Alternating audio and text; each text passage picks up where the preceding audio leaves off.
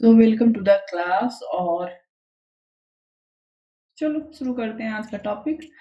सबसे पहले देखो 7 पेपर हैं तुम्हारे रग्बी थर्ड सेमेस्टर में। फर्स्ट पेपर जूरिस्प्रूडेंस है जो सिलेबस में है तुम्हारे, वो हमने पढ़ लिया। तो फर्स्ट पेपर हो चुका है, नोट्स मैंने भेजा हुआ है, नोट्स से अपना नोट्स बना लेना, उतना पर्याप्त है, नहीं तो अपना सीरीज में हाईलाइट कर लेना, ठीक है। फिर सेकंड पेपर तुम्हारा है कंपनी। कंपनी में बेयर एक्ट बहुत सारे हैं, तो बेयर एक्ट नहीं पढ़ेंगे, सीधे नोट्स पढ़ेंगे। जो सेक्शन जिस जगह के इम्पोर्टेंट है वो हम नोट्स में देखेंगे और टॉपिक को समझेंगे, ठीक है। इसके बाद थर्ड पेपर तुम्हारा है प्रॉपर्टी एक्ट, है ना, आई थिंक। तो देखो, ये है ट्रांसफर ऑफ प्रॉपर्टी एक्ट। इसमें फर्स्ट बेयर एक्ट, और ये बेयर एक्ट इम्पॉर्टेंट है as a law student for future और अभी के लिए भी, ठीक है। तो हम जाहिर सी बात है, जहाँ बेयर एक्ट इंपॉर्टेंट होगा वहाँ बेयर एक्ट पढ़ेंगे। बेयर एक्ट ना पढ़ाने पे क्या होता है, जो सिलेबस हमको 2 महीने लगता है वो हम 20 दिन में खत्म कर सकते हैं, है ना। ओके, सो एक दिन कंपनी एक्ट चलेगा, पीपीटी वाला नोट्स है, जो भी नोट्स पढ़ेंगे। और उसके सेकेंड डे टीपीए का बेयर एक्ट चलेगा, ठीक है। जब टीपीए का बेयर एक्ट कंप्लीट हो जाएगा तब इसका हम क्वेश्चन आंसर करेंगे। ओके, टीपीए का बेयर एक्ट बहुत अच्छे से पढ़ना, बहुत ध्यान से, मतलब ध्यान से पढ़ना, और खुद से भी रिवीजन करते रहना, भविष्य में तुम्हारे काम आएगा।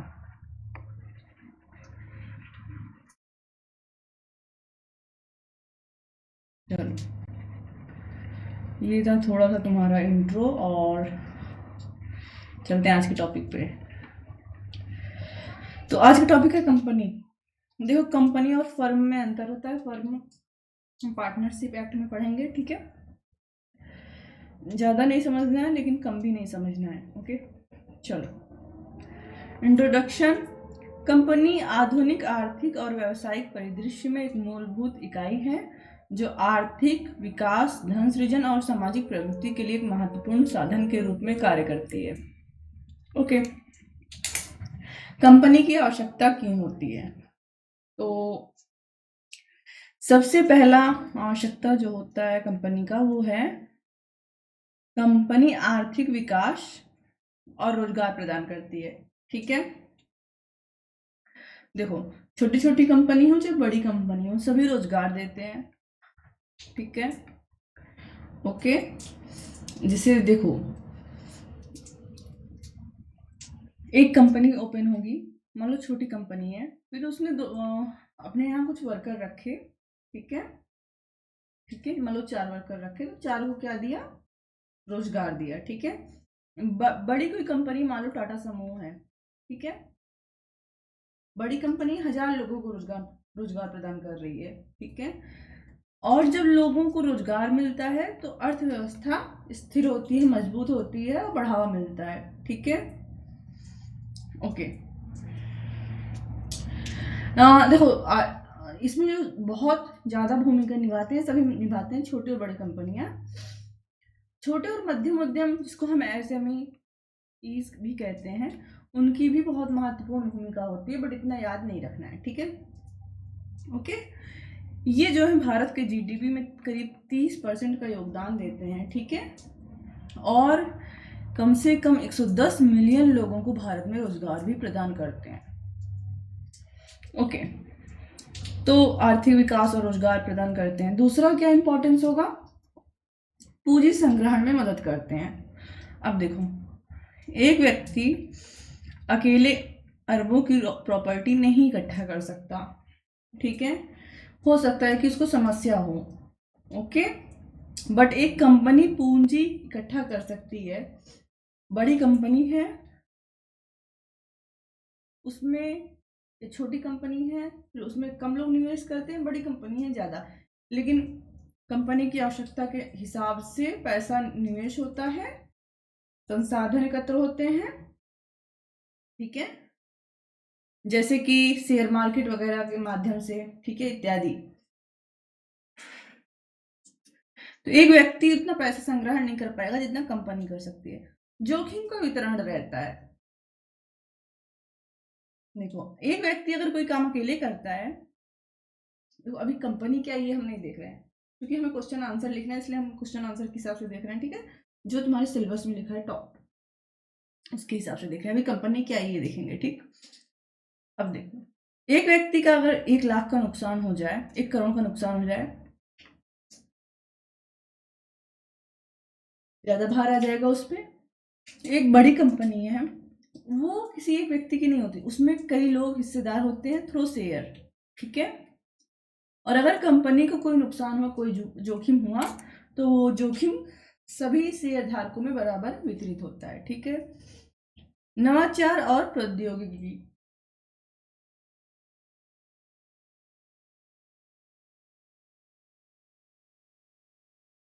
सॉरी हम बीच बीच में थोड़ा सा सांस की प्रॉब्लम हो रही है, तो गैप हो जाता है, ठीक है।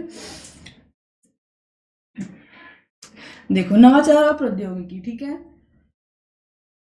नवाचार और प्रौद्योगिकी को भी कंपनी के थ्रू विकास मिलता है, जैसे कि टेस्ला हो गया, टेस्ला का नाम सुना हुआ है, ठीक है ना। साइंस को बढ़ावा मिलता है, मॉडर्नाइजेशन होता है, ठीक है। या वैक्सीन का, अगर किसी वैक्सीन को बनाना हो, किसी वाहन को बनाना हो, तो एक कंपनी ही ये काम बहुत अच्छे से कर सकती है। सामाजिक और पर्यावरणीय प्रभाव भी पड़ता है। देखो, जब कंपनी खुलती है तो वो रोजगार देती है, अगल बगल के समाज को विकास की तरफ भी ले जाती है, क्योंकि रोजगार दे रही है, लेकिन अगल बगल के पर्यावरण को भी प्रभावित करती है, इसलिए उनको कंट्रोल में करने के लिए बहुत सारे कानून भी बनाए जाते हैं। और कंपनियों को वैश्विक प्रतिस्पर्धा का सामना करना पड़ता है। देखो, हर इंसान को, जैसे हम ही किसी जॉब में क्या करते हैं, कंपटीशन का सामना करते हैं, वैसे ही कंपनियों को भी कंपटीशन का सामना करना पड़ता है। ओके, ना चलो परिभाषा देख लेते हैं। कंपनी है क्या? देखो, कंपनी एक विधिक व्यक्ति होता है, इतना याद रखना। कंपनी एक विधिक व्यक्ति होता है। वैधिक व्यक्ति ज्यूरिस्प्रूडेंस में पढ़ोगे 4th सेमेस्टर में, क्योंकि तुम्हारे इस सिलेबस में मैंने देखा नहीं है, ठीक है।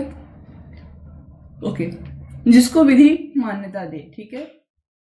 चलो,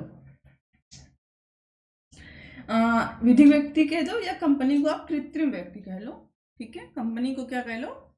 एक कृत्रिम व्यक्ति भी कह सकते हो, ठीक है। क्यों व्यक्ति क्यों कह रहे हैं? क्योंकि इसमें स्थायित्व तो होता है इंसान की तरह, है ना। इसमें उत्तराधिकार भी दिया जाता है, इसमें एक सामान्य मुहर होती है, संपत्ति रखने का अधिकार होता है, कंपनी को संपत्ति रखने का अधिकार होता है, कंपनी को संविदा करने का अधिकार होता है, ठीक है। कंपनी को केस लड़ने का अधिकार होता है, कंपनी के विरुद्ध भी केस किया जा सकता है, इत्यादि। इसलिए ये विधिक व्यक्ति या कृत्रिम व्यक्ति है। ओके,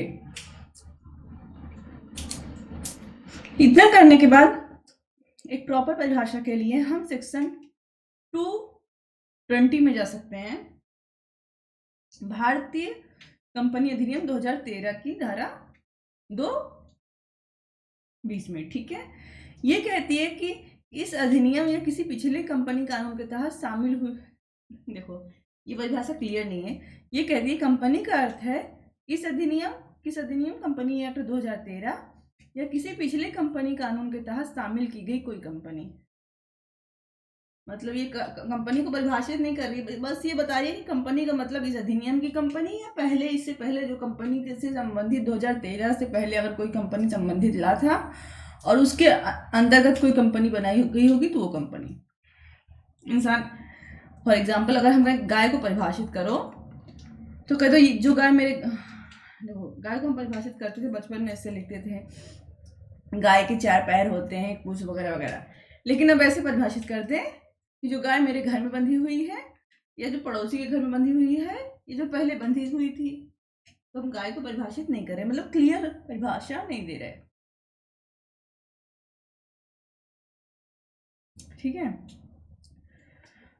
तो परिभाषा कुछ तो देनी पड़ेगी, तो ये एक परिभाषा है, इसको आप लिख सकते हो। कंपनी एक कानूनी इकाई है जो किसी देश की कंपनी कानून के तहत गठित होती है, जिसे कृत्रिम व्यक्ति के रूप में मान्यता प्राप्त है और जिसे स्थायी उत्तराधिकार, एक सामान्य मुहर और अपनी संपत्ति रखने, संविदा करने, अपनी तरफ से केस लड़ने, अपने विरुद्ध के केस झेलने की क्षमता होती है, ठीक है।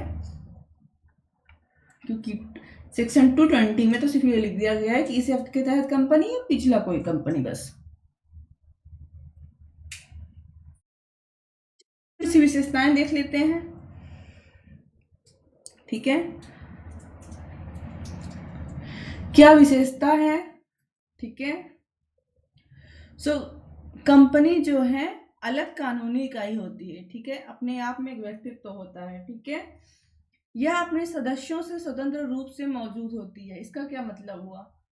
इसका मतलब हुआ कि कंपनी में जो सदस्य हैं, मान लो 5 मेंबर हैं, 6 मेंबर, जितने भी मेंबर हैं, इनके आने जाने से कंपनी पर कोई प्रभाव नहीं पड़ता। मेंबर आते जाते रहते हैं, सदस्य आते जाते रहते हैं, लेकिन कंपनी चूंकि अपने आप में एक स्थायी स्वतंत्र निकाय है, इसलिए कंपनी अपनी जगह पर वैसी की वैसी रहेगी। जैसे घर में लोग आते जाते रहे, लेकिन घर अपने आप में एक स्वतंत्र निकाय है, ठीक है। या मान लो प्राइम मिनिस्टर का जो पोस्ट है, वो पोस्ट अपने आप में एक स्वतंत्र इकाई है और प्राइम मिनिस्टर आते जाते रहेंगे, ठीक है। इसे समझाने के लिए बोल रहे हो, एग्जाम में मत लिख देना। यहाँ पे सालोमन बनाम सालोमन फिर से केस आया। केस वेरी इंपॉर्टेंट है ये केस ही हम देखेंगे यहाँ पे, क्योंकि हमेशा तुम्हें आएगा ये केस, कभी कंपनी ला आया तो, ठीक है। बिहार जुडिशरी में शायद है कंपनी लॉ, कि बिहार एपीओ में है। चलो, सीमित दायित्व होता है। शेयर धारकों का दायित्व उनके निवेश तक सीमित होता है, ठीक है।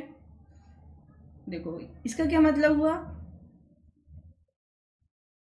मान लो एक कंपनी है, उसका 100% शेयर है, और शेयर धारक का मतलब होता है जो जितना शेयर खरीदे।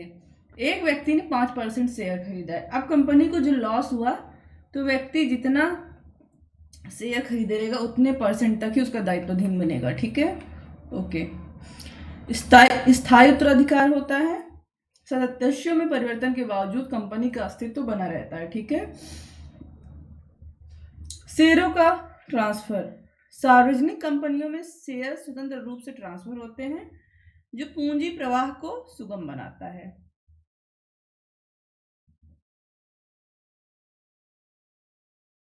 और बनाम नार्दन इंश्योरेंस कंपनी लिमिटेड। इस केस ने अलग कानूनी इकाई के सिद्धांत को मजबूत किया था। देखो, अलग कानूनी इकाई का सिद्धांत सोलोमन केस में दिया गया था। अब ये केस और 7-8 केस और हैं, इसका नोट्स मैं क्लास के बाद केसेस का ग्रुप में भेज दूंगी, ठीक है। जो तुमको यहाँ पे सिर्फ याद रखना है कि कंपनी को स्वतंत्र इकाई मतलब सबसे फ्री मतलब इसमें जो सदस्य होते हैं उनके आने जाने से कंपनी पर कोई प्रभाव नहीं पड़ता। कंपनी अपने जगह पर फ्री है, ठीक है, स्वतंत्र है, अपने आप में स्वतंत्र है, चाहे जितने सदस्य आ रहे हैं चाहे जितने सदस्य जा रहे हैं, ठीक है। ये सबसे पहले किस में कहा गया था? सोलोमन बनाम सोलोमन में, ठीक है। बस इतना याद रखना है। बट फिर भी फैक्ट के लिए 7-8 केस हैं, इसका नोट्स मैं जस्ट क्लास के बाद भेजूंगी, ओके। और इसी चीज को, सिद्धांत को मकौरा बनाम नार्दन इंश्योरेंस कंपनी में दोहराया गया था, ठीक है। चलो, अब ये तुम्हारे सिलेबस में आ गया कंपनी के प्रकार। सॉरी। देखो, कंपनियों को विभिन्न मानदंडों के अनुसार दायित्व, स्वामित्व और नियंत्रण के आधार पर अलग अलग तरीकों में बांटा गया है, ठीक है। जैसे तुम्हारे सिलेबस में कई प्रकार से दिया गया है और वैसे ही तुम्हारे नोट्स में भी है, ठीक है। तो तुम्हारे सिलेबस में जो सबसे पहला वाला दिया गया है, आई थिंक वो है सार्वजनिक कंपनी, है ना? यस, पब्लिक कंपनी, ठीक है। तो कंपनी एक्ट 2013 की धारा 2 और धारा 71, ठीक है, उपधारा 71, ठीक है।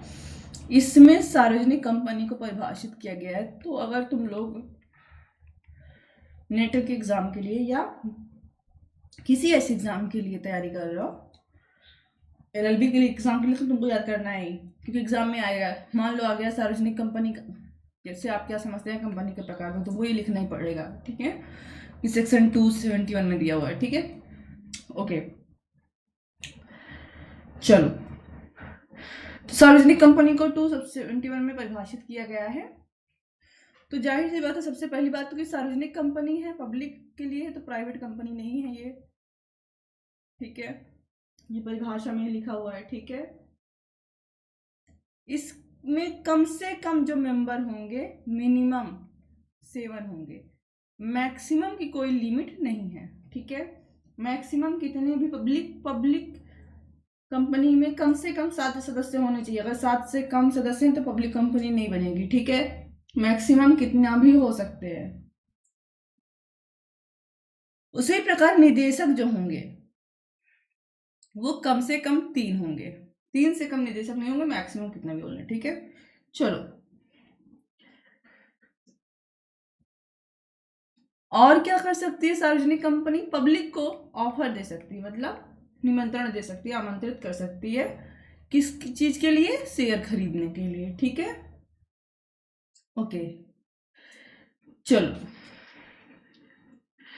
चूंकि पब्लिक को ऑफर दे रही है, इसका मतलब कि इसमें शेयर जो है स्वतंत्र रूप से ट्रांसफर हो सकते हैं, मतलब कोई भी खरीद सकता है फ्रीली, ठीक है। ओके, जैसे एग्जांपल देख लो, देखो सार्वजनिक कंपनियां जो होती हैं इनकी सख्त नियम का पालन करती है, इनके ऊपर सख्त कानून लगाए जाते हैं, ठीक है, ताकि पब्लिक की सुरक्षा की जा सके। लोग पब्लिक कंपनी समझ के इसमें इन्वेस्ट कर रहे हैं, बाद में फ्रॉड कुछ कर ले, है ना। एग्जाम्पल कुछ सार्वजनिक कंपनी का हम यहाँ दे रहे हैं, देखो एग्जाम्पल के लिए state bank of India SBI ले लो, या रिलायंस इंडस्ट्रीज ले लो, ठीक है। ये दोनों सार्वजनिक कंपनी है, ठीक है।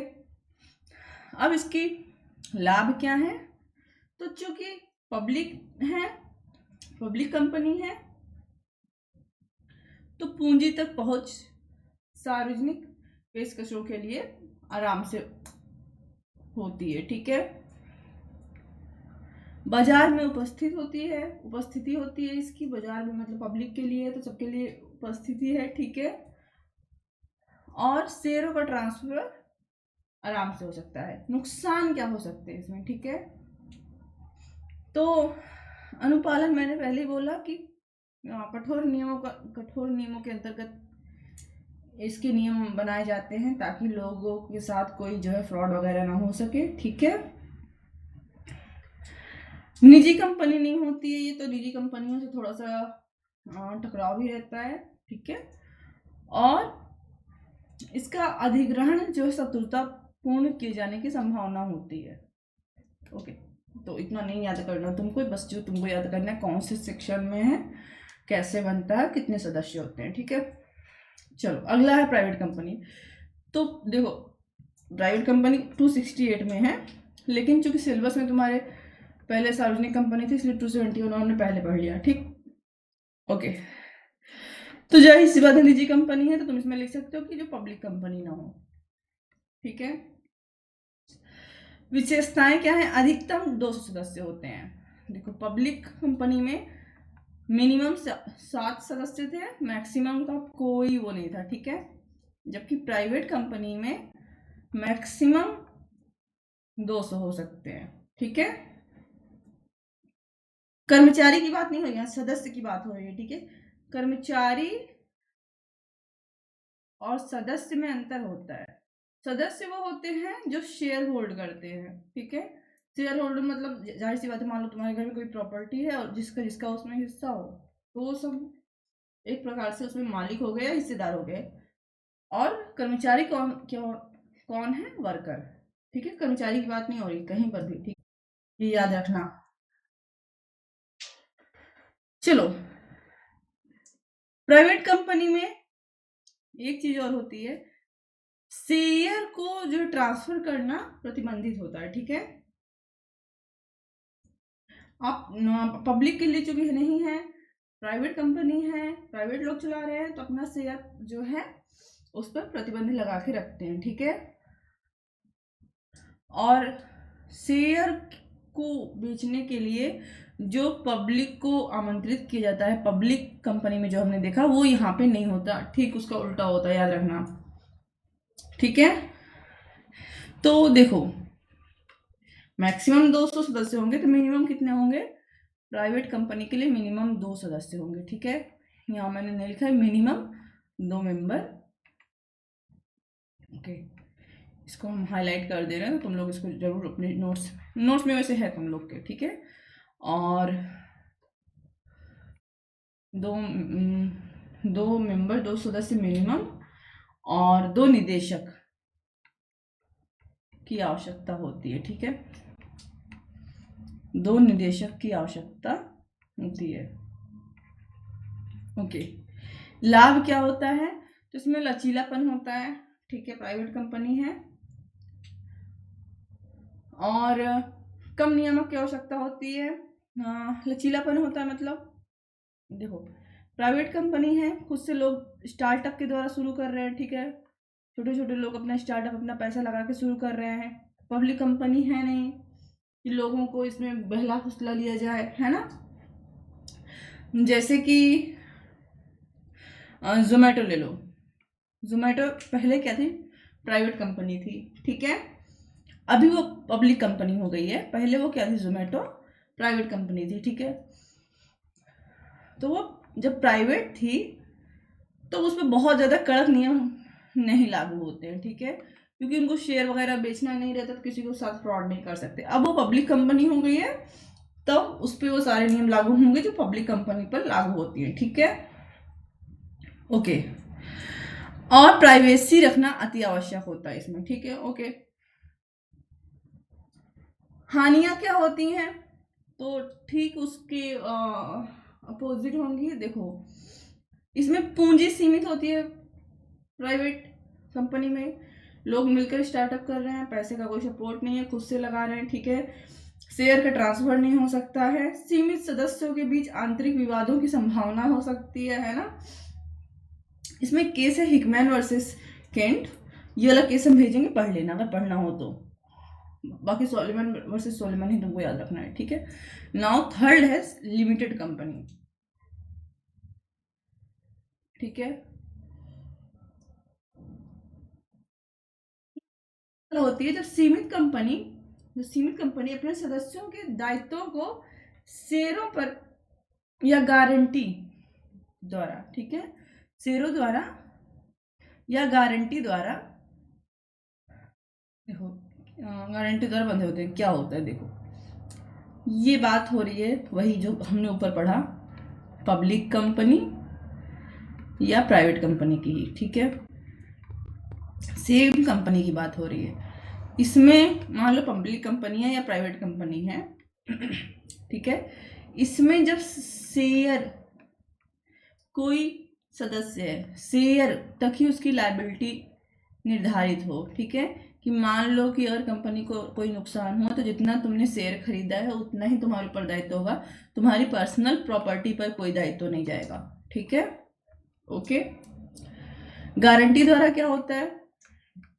गारंटी होता है कि मान लो कंपनी को कोई नुकसान हुआ, तो जब शेयर खरीद रहे होते हैं तो इस संविदा में, कॉन्ट्रैक्ट में लिख दिया जाता है कि तुम्हारे शेयर प्रॉपर्टी को जिम्मेदार ना बनाकर एक निश्चित राशि तुमसे ली जाएगी अगर कोई मतलब ऐसा नुकसान हुआ, और शेयर धारक उस पर सहमत हो जाता है। ठीक है, तो इस प्रकार की जो शर्त है जहां शेयर द्वारा या गारंटी द्वारा शेयर धारक को जो है लायबल बनाया जा रहा है, उसको सीमित कंपनी या लिमिटेड कंपनी कहते हैं। ये एक्चुअली पब्लिक कंपनी और प्राइवेट कंपनी का ही एक शर्तनुमा रूप है बस। ठीक है, चलो, इसमें लाभ क्या होता है कि जोखिम की सीमा जो है, जो जोखिम की सीमा होती है उसे सीमित कर दिया जाता है और निवेशक प्रोत्साहित होते हैं। देखो, अगर हमको पता है कि हमने 50,000 का कोई सामान खरीदा है और मान लो कंपनी को 5 करोड़ का नुकसान हुआ, तो हमें सिर्फ 50,000 तक का ही नुकसान भरना पड़ेगा और पैसा हमारी जेब से नहीं जाएगा, या हमने कंपनी से 50,000 खरीदा है, बट कंपनी ने हमसे कॉन्ट्रैक्ट किया है कि अगर हमें नुकसान हुआ तो आपको शेयर या अपने पर्सनल पैसे से न देकर गारंटी रूप में आपको सिर्फ 20,000 रुपये देने होंगे, और हो सकता है फायदा भी हो। तो लोग क्या करते हैं, जोखिम कम होने पर निवेश अधिक करते हैं, ठीक है। इसी प्रकार से बड़े पैमाने पर पब्लिक कंपनी या प्राइवेट कंपनी में भी प्रोत्साहन मिलता है। हानियां क्या है, जटिल जटिल अनुपालन होता है, मतलब कठोर, थोड़ा सा इसको निगमन करने में प्रॉब्लम होती है, ठीक है। ओके, असीमित कंपनियां, असीमित कंपनियां जहां शेयर धारकों का दायित्व तो असीमित हो, ठीक है। संरचना इसकी सरल होती है, ये लाभ है, बट इसमें जोखिम उच्च होता है क्योंकि शेयर धारकों की जो है दायित्व तो असीमित होता है, ठीक है। इस प्रकार की सीमित कंपनियां, देखो क्या बोल रही है, मान लो सिर्फ दो ही प्रकार की कंपनी भी तो हमने पढ़ी है, ठीक है, पब्लिक और प्राइवेट। उसके बाद जो हमने सीमित और असीमित पढ़ा, ये एक प्रकार का दायित्व दिखा रहा है बस, ठीक है ना। असीमित कंपनी क्या है, यहाँ शेयर धारकों का दायित्व तो असीमित है, सिर्फ जितना उन्होंने शेयर खरीदा है वहां तक नहीं, बल्कि उनकी पर्सनल प्रॉपर्टी भी अगर कंपनी को नुकसान हुआ तो उस में जा सकती है, ठीक है। तो संरचना तो सरल हो गई, बट हाई जोखिम है ना। तो ऐसे में लोग इस प्रकार का, अगर कोई कंपनी है जो इस प्रकार का ऑफर देती है, उसमें अपना निवेश करने से बचते हैं, ठीक है। सो दो प्रकार की कंपनी हुई है, हमने देखा, बाकी दोनों तो सिर्फ हम जोखिम ही देख रहे थे। उसके बाद आता है सरकारी कंपनी, तो 5 तो हो गया भले, लेकिन मेन जो था 2 ही था, ठीक है। Now section 245, so section 271 I think था पब्लिक कंपनी, 268 था प्राइवेट कंपनी, एंड उसके बाद 245 हो गया गवर्नमेंट। ओके ओके ओके, क्या है गवर्नमेंट कंपनी, तो जिसमें कंपनी, जिस कंपनी में 51% स्वामित्व सरकार का हो, ठीक है। ओके, कि चाहे केंद्र सरकार हो या राज्य सरकार हो, ठीक है, चाहे वो सेंट्रल गवर्नमेंट हो या स्टेट गवर्नमेंट हो, दोनों में से किसी का दायित्व कितना हो, स्वामित्व कितना हो, 51%, मतलब 50% से +1, ठीक है, वो गवर्नमेंट कंपनी कहलाएगी। ये चाहे पब्लिक कंपनी हो और चाहे प्राइवेट, फर्क नहीं पड़ता। अगर चाहे पब्लिक कंपनी है या चाहे प्राइवेट कंपनी है, अगर उसमें 51% या उससे अधिक का हिस्सा, ठीक है, 51% या उससे अधिक का हिस्सेदारी सरकार की है, चाहे केंद्र सरकार की हो चाहे राज्य सरकार की हो, तो ऐसी पब्लिक कंपनी या प्राइवेट कंपनी किसमें बदल जाती है,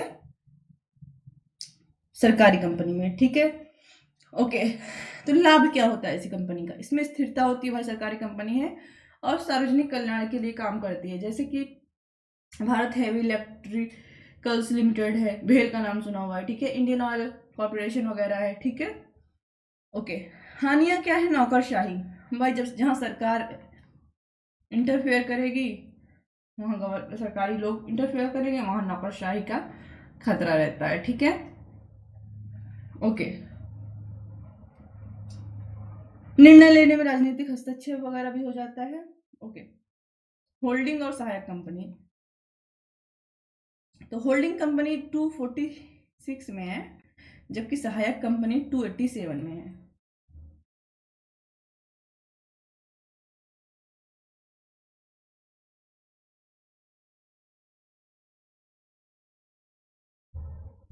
देखो दोनों एक साथ क्यों आए हम बता रहे हैं, दोनों एक दूसरे से जुड़ी हुई हैं बातें। देखो होल्डिंग कंपनी क्या होती है, मान लो एक कंपनी है एक्स और वो वाई कंपनी को नियंत्रित कर रही है, ठीक है, इसकी मैनेजिंग डायरेक्टर संचालन को नियंत्रित कर रही है, ठीक है, एक दूसरे के संचालन को नियंत्रित कर रही है, प्लस ऐसे ही नियंत्रित नहीं कर रही, इसलिए नियंत्रित कर रही क्योंकि 50% के लगभग उसमें उसका हिस्सा है, ऐसी कंपनी को होल्डिंग कंपनी कहते हैं, ठीक है। जैसे Tata sons, Tata motors, Tata steel, ठीक है, ये आपस आपस में क्या है, होल्डिंग कंपनी है। ओके, इसके बाद सहायक कंपनी क्या होती है,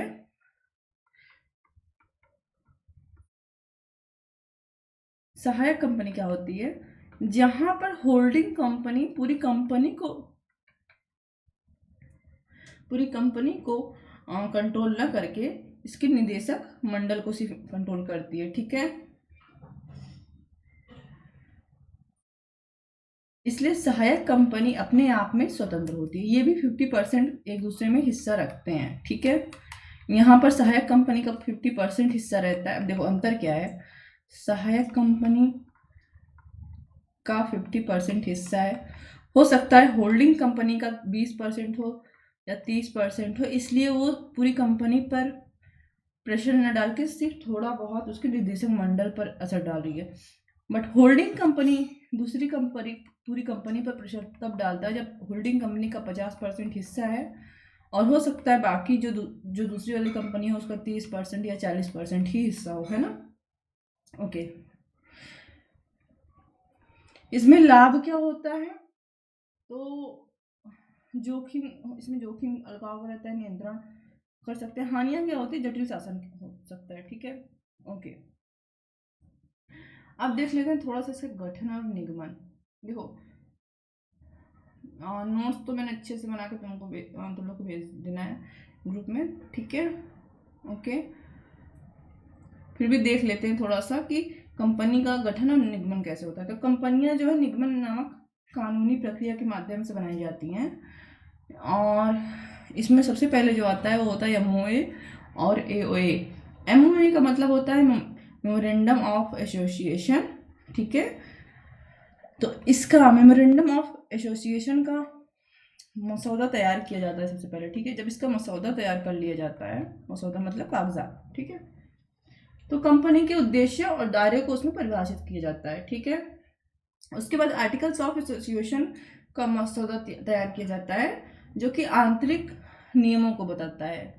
क्या है AOA? आर्टिकल्स ऑफ एसोसिएशन, ठीक है। ये दोनों होने के बाद कंपनी का क्या कराया जाता है, पंजीकरण कराया जाता है, जिसको कहा जाता है रजिस्ट्रार ऑफ कंपनीज, ROC, ठीक है। सॉरी, रजिस्ट्रार ऑफ कंपनीज के साथ मिलकर इसका पंजीकरण कराया जाता है, ठीक है। और उसके बाद निगमन प्रमाण पत्र प्राप्त होता है जो कंपनी को क्या देता है, कानूनी जन्म देता है, ठीक है। ओके, तो सबसे पहले उसका MOA बनेगा, फिर उसके बाद उसका AOA होगा, ठीक है। MOA मतलब होता है मेमोरेंडम ऑफ एसोसिएशन, एक मसौदा होता है जो कंपनी के उद्देश्य और दायरे को परिभाषित करता है। कंपनी के उद्देश्य और दायरे को परिभाषित करने के बाद कंपनी के आंतरिक नियमों के लिए आर्टिकल्स ऑफ एसोसिएशन AOA बनाया जाता है। AOA बनाए जाने के बाद रजिस्टर ऑफ कंपनीज के साथ इसका पंजीकरण होगा। किसका पंजीकरण होगा? उस कंपनी का, ठीक है। और उसके बाद जब ये हो जाता है तो निगमन प्रमाण पत्र कंपनी को प्राप्त होता है, जिससे कंपनी का क्या हो जाता है, लीगल मान्यता मिल जाती है, एक प्रकार का बर्थ सर्टिफिकेट जैसे हम लोग को मिलता है, ठीक है। ओके, कॉर्पोरेट गवर्नेंस कैसे होता है इसमें ये देख लेते हैं, ठीक है। सो निदेशक मंडल होगा, ओके। निदेशक मंडल क्या करता है, रणनीतिक निर्णय और रणनीतिक निर्णय, बहुत गंदा से लिख रहे हैं, सॉरी, थोड़ा साफ लिख देते हैं, इतना भी गंदा नहीं लिखना चाहिए, है ना। देखो, जो रणनीतिक निर्णय होता है कंपनी का, ठीक है, कंपनी का प्लानिंग वगैरह, ठीक है, और जिम्मेदारियों को निर्धारित करता है कौन? निदेशक मंडल, ठीक है। ओके, इसके बाद शेयर धारकों के अधिकार भी होते हैं, ठीक है। शेयर धारकों के क्या अधिकार होते हैं? तो इनका अधिकार होता है जैसे मतदान करने का, मान लो कंपनी में कोई बात चल रही है उसमें वोटिंग करनी है, ठीक है। लाभांश प्राप्त करने का, और कंपनी से संबंधित कोई जानकारी तक पहुंच होने का, ओके, ठीक है। ऑडिट और अनुपालन तीसरा है। ऑडिट और अनुपालन क्या है? अनिवार्य ऑडिट और कंपनी अधिनियम 2013, सॉरी, कंपनी अधिनियम 2013 में अगर कोई ऑडिट और कोई नियम आया है या समय समय पर सरकार कोई नियम बना रही है कंपनियों के लिए, तो वो कंपनी उस चीज़ को अपने अंतर्गत चेंज में लाए। ठीक है, ओके, ठीक है। देखो ये एक शब्द है कॉर्पोरेट वेल, ठीक है। ऐसे पढ़ने में तो हिंदी में पढ़ो तो कुआं दिख जाए, बट एक्चुअली ये इसका अर्थ होता है कंपनी और इसके सदस्यों के बीच अलगाव। ठीक है, कंपनी और इसके सदस्यों के बीच अलगाव को प्रदर्शित करता है। ठीक है,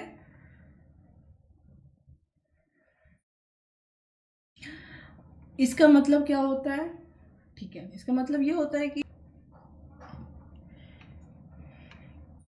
मान लो कोई सदस्य है, वो कंपनी के किसी चीज का, किसी जानकारी का मिसयूज कर रहा है अपने फायदे के लिए।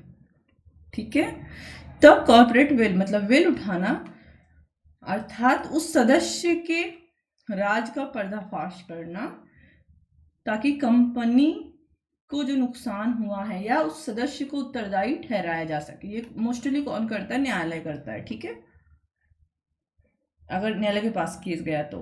ठीक है, कंपनी का समापन कैसा होता है? तो ठीक है, देखो कंपनी का सबसे अच्छा तरीके से समापन होता है कि कंपनी स्वैच्छिक रूप से ही बंद कर दी जाए। ठीक है, जैसे मान लो दो लोगों ने मिलकर स्टार्टअप चालू किया है, ठीक है, कोई छोटी कंपनी चालू की, मान लो प्राइवेट कंपनी है, और कोई नुकसान हुआ तो खुद से ही उसको बंद कर दें।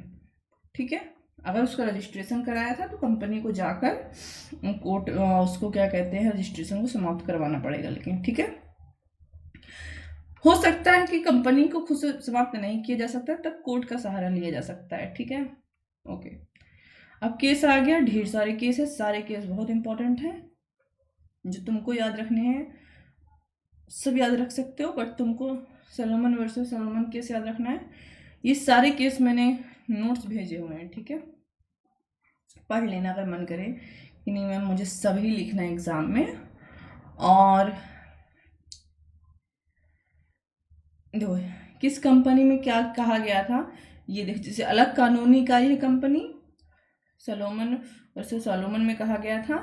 संपत्ति स्वामित्व की बात हो रही है, मकौरा के केस में, हिटमैन के केस में निजी कंपनी प्रतिबंध हुआ था, बहुत सारी चीजें कही गई थी। ठीक है, हाँ, गिलफोर्ड वर्सेस मोटर में कॉर्पोरेट विल उठाना, तो ये किसका नाम भी याद कर सकते हो। फैक्ट तुमको याद करना है तो तुम नोट्स में है, पूरी कहानी वहाँ से याद कर सकते हो, नो प्रॉब्लम। ठीक है, सो जो केस इंपॉर्टेंट था मैंने बता दिया। Okay, so here is your conclusion, जो कि मैंने लिखा ही नहीं है क्योंकि मुझे पता था तुम लोग यहाँ से पढ़ोगे नहीं, बट तुम्हारे नोट्स में मैंने कंक्लूजन दिया हुआ है, पढ़ लेना। एग्जाम में अगर वो नहीं पढ़ना, यही वाला नोट्स पढ़ के जाना है, यहीं से रट के जाना है। फिर से शॉर्ट एस्से जो तुम भी अपना कंपनी के बारे में अपने विचार लिखना चाहते हो, पॉजिटिव हुए नेगेटिव हुए, दोनों मिक्स करके आलोचनात्मक वो अपने निष्कर्ष में लिख सकते हो। आज के लिए इतना ही, कल हम लोग लेंगे टीपीए का बेयर एक्ट का फर्स्ट क्लास। आई होप कि तुम लोग इस सेमेस्टर में तो बेयर एक्ट खरीद ही लो। ओके, तब तक के लिए बाय बाय।